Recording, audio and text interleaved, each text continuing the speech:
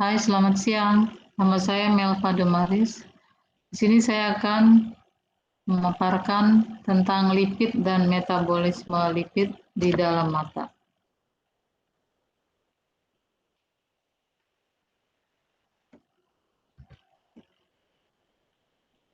Mata vertebrata adalah organ sensorik kompleks yang terdiri dari banyak jaringan, seperti retina, lensa, dan kornea.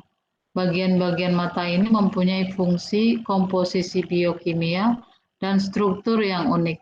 Bekerja sama memfokuskan cahaya foton dengan benar ke retina dan mengubah energinya menjadi sinyal elektrokimia yang disampaikan ke otak dan diolah menjadi gambar visual yang koheren. Seperti kita lihat gambar di bawah ini, begitulah cara kerja mata, sehingga cahaya yang masuk ke dalam mata bisa disampaikan ke otak dan diolah menjadi gambar yang sesuai dengan benda apa yang kita lihat. Lipid dan metabolisme lipid dalam jaringan mata sangat erat hubungannya dengan senyawa larut dalam lemak. Sel jaringan yang membentuk mata dalam kaitannya studi lipidemik, metabolomik, dan lipid dependent akan memberikan gambaran topik yang relevan dengan lipid dan metabolisme lipid di retina, lensa, dan kornea mata vertebrata. Pertama, retina adalah jaringan neurosensorik kompleks yang terdiri atas sel saraf. Studi lipid dan metabolisme lipid pada retina difokuskan pada proses penyakit yang disebabkan oleh kelebihan atau kekurangan lipid tertentu dalam retina dan ekstraseluler sekitarnya.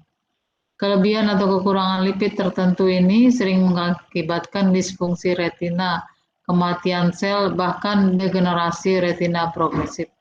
Seperti gambar di bawah ini kita bisa lihat, yang sebelah kiri adalah gambar retina yang sehat dan sebelah kanan adalah retina yang kurang sehat. Tingkat produk yang berasal dari lipid fosfatidilkolin atau PC dan asam fosfat atau PA serta diasilgliserol atau DAC dimodulasi secara berbeda oleh paparan retina terhadap cahaya. Fosfatilethanolamin atau PE adalah salah satu dari 12 gliserolfosfolipid dominan baik di retina vertebrata secara keseluruhan maupun di membran segmen luar batang.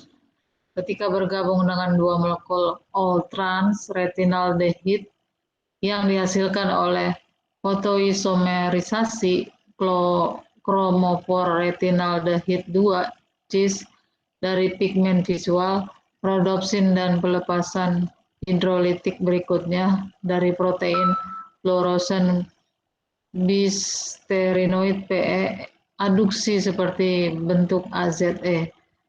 Meskipun pembentukan awal produk tersebut dimulai di segmen luar fotoreseptor, akhirnya terakumulasi seiring bertambahnya usia di lapisan sel yang berdekatan yang dikenal sebagai epitel pigmen retina atau RPE, yang merupakan komponen fluoresen utama lipofusin atau pigmen usia.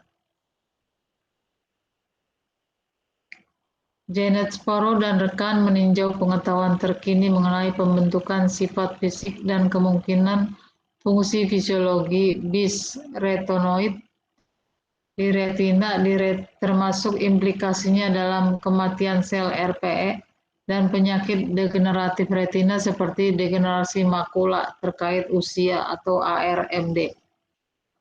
Selanjutnya, Nora Ronstein dan rekan meninjau peran sphingolipid, khususnya sphingosine ceramide dan sphingosine 1-fosfat dalam regulasi penghentian pertumbuhan dan diferensiasi selular pada retina yang berkembang dan matang.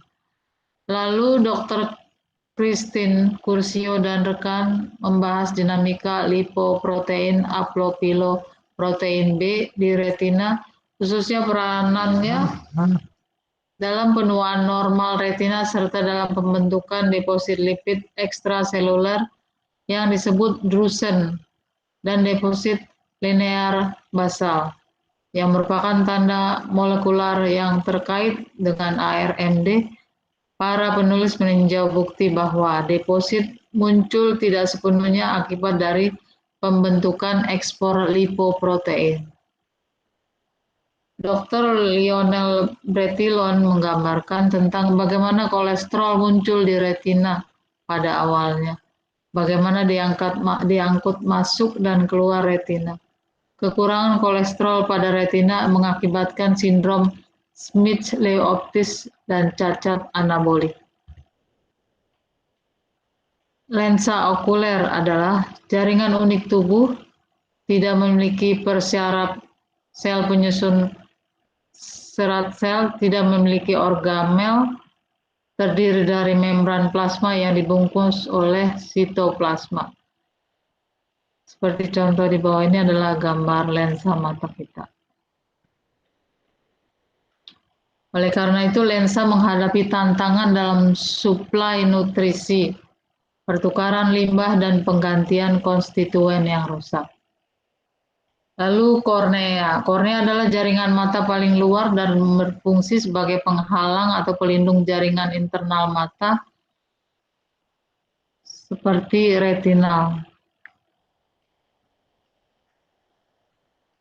Dr. Anders Satchidananda, Ken Gouda, dan Heidi Bazan menggambarkan tentang mediator lipid yang terlibat dalam mekanisme cedera dan perbaikan di kornea. Yang pertama, molekul faktor pengaktif trombosit dan produk yang berasal dari siklooksigenase 2 atau COX-2 yang kemudian mencakup molekul eikosanoid yang diturunkan dari lipoglisgenase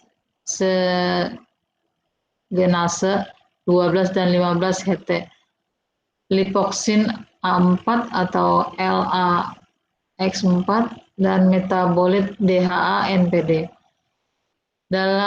Dapat disimpulkan bahwa lipid dan metabolismenya dalam mata sangatlah penting, terutama untuk perawatan